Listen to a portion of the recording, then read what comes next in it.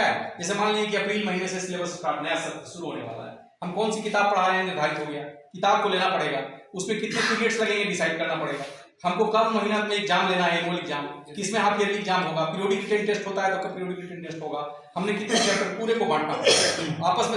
Subject colour में discussion करना पड़ेगा और डिस्कशन करके उसको हमको डिवाइड कर देना पड़ेगा कि हम मान लीजिए कि 12 चैप्टर अगर है तो हम 3 चैप्टर इतना पढ़ाएंगे, 3 चैप्टर यहाँ, 3 चैप्टर यहाँ, हम वहां तक लेके चले जाएंगे, इतना दिन रिवीजन के लिए समय देंगे, रिवीजन के बाद हम एग्जाम में प्रैक्टिस बच्चों को करा के एग्जाम लेंगे so that they can do better. तो ये split up of the syllabus है। तो पहले उस सिलेबस को स्प्लिट करेंगे हम, सिलेबस को स्प्लिट करने के बाद हम मंथली प्रोग्राम बनाएंगे कि हम एक महीने में कितना काम करेंगे, फिर उसको हम फोर्टनाइटली प्रोग्राम बनाएंगे। अगर हमारा पूरा नहीं हुआ है टॉपिक तो नेक्स्ट हम छुट्टी में चलेंगे 4 दिन, तो नहीं पूरा होगा, तो उसके लिए क्या करेंगे, हमारे पास क्या ऑप्शन है, हम मैनेजमेंट से बात करेंगे कि व्हाट टू डू नाउ, क्या कोई दूसरे टीचर छुट्टी में है तो हम उस क्लास को लेकर के कंपनसेट कर लें सो दैट हमारा जो पाठ्यक्रम है जो इस फोर्टनाइट में पूरा होना था उसको हम पूरा कर लें, या do their is any possibility, क्या कोई ऐसी पॉसिबिलिटी क्या है कि हम आधा घंटा बच्चे को और पढ़ा दें कभी, this is there any possibility of additional time, अगर परमिट करता है तो यस, नहीं करता है तो किसी दूसरे टीचर की छुट्टी के समय में हम उस पार्ट को पूरा करेंगे और हम अपने प्लान के अनुसार आगे बढ़ेंगे। तो split up of the syllabus, coverage of the syllabus, पहला split up of the syllabus, दूसरा coverage of the syllabus, coverage of syllabus करेंगे, फिर उसमें रिकैलकुलेशन, एक टर्म है क्वेश्चन वाइज एनालिसिस, नाम सुना है किसी ने, क्वेश्चन वाइज एनालिसिस नाम सुना है आपने कभी, किया है किसी ने क्वेश्चन वाइज एनालिसिस, ये क्या है क्वेश्चन वाइज एनालिसिस? क्वेश्चन, हाँ क्वेश्चंस पे मतलब एनालाइज करना, नहीं एनालाइज करना वैसे नहीं, जैसे एग्जाम लिया आपने बच्चों को, एग्जाम लेते होंगे कॉपी चेक करते होंगे, कॉपी चेक करके बच्चे को हम दिखलाते भी होंगे कि देख लो तुमको इतना नंबर आया है, बच्चे पूछते सर यहाँ पे 2 नंबर कम मिला,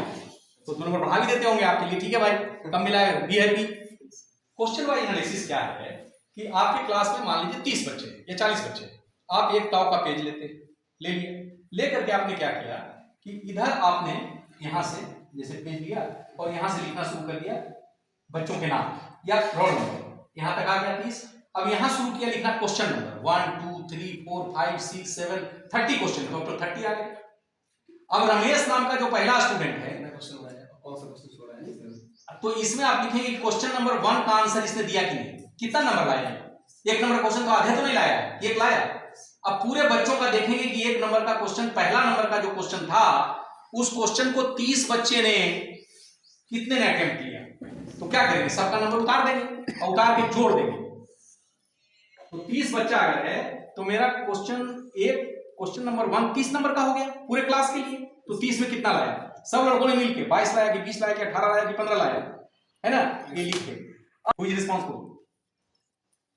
एक भी लड़के ने जवाब नहीं लिखा, student whether they are responsible or you are responsible, teacher is responsible, so that there is a now provision of remediation। यहां पर आता है remediation। what is remediation? remediation कैसे करेंगे, remediation क्या करेंगे, किसी remediation तो एक टूल है, टेक्निक है, टैबलेट है, ये टैबलेट किसको देंगे भाई,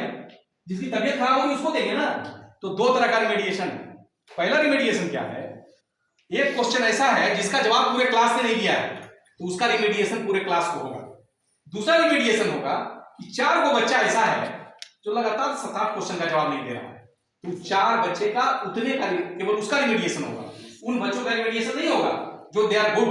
उनके तो चलिए ठीक है, वो तो जान ही रहे हैं, उनका समय क्यों बर्बाद करेंगे, वो अपना अलग पढ़ाई पढ़ेंगे। तो रिमेडिएशन यहाँ 2 टाइप का करना पड़ेगा, ठीक है। तो खैर sir all come under the preview of planning. So planning कैसे करेंगे इसको बताइए, how will you make a smart plan.